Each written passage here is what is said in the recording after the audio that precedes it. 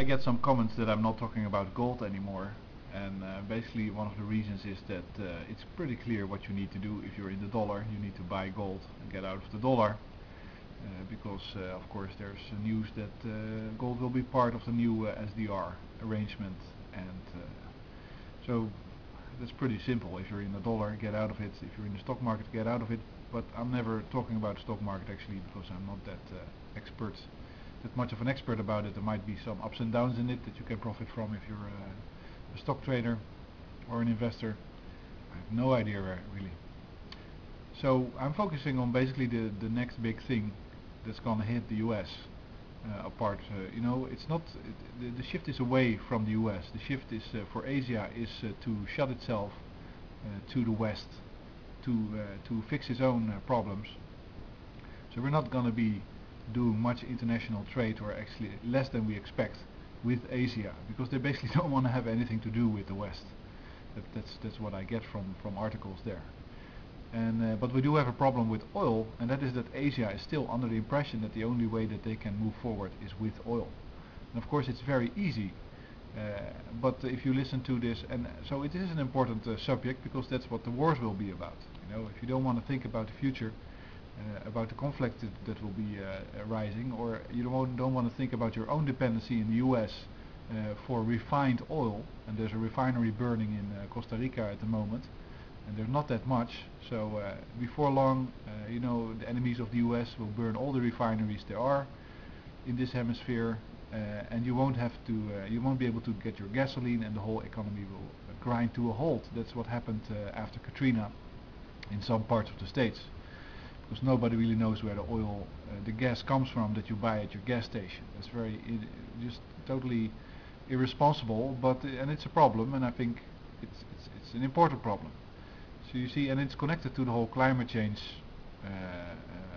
thing, which you can dispute, and of course you can dispute a lot of things. But I'm not on that side. I think climate change is real, that it's man-made, and that we should do something about it. And one of the things is that we should stop burning things, specifically oil. But there's another reason why it's so smart to move away from oil, and that is because if you do that in the US, let's say if you wholesale go to ammonia, or you go to wind electricity stuffed in ultra capacitors, which works, you can charge those things in a few minutes. You have to wonder what you need the oil for. You basically need it for, you say, okay, we might need electricity in the home. Well, you don't need oil for that. You might want to have heat in the home. Well, you don't need oil for that. You can use the sun. You might want to have cooling. Well, same story. You don't need oil for cooling. You can use sun heat. And you can use electricity that you produce in a clean way. So you don't need oil for that. So what do you need oil for? Okay, maybe transportation. Well, there are buses now running on ultra capacitors, so they're electric. So you don't need oil for that. So you need to build a few charging stations with electric, let's say, power lines between them, so everybody has access to the power that is produced cleanly somewhere, and you can have your logistics.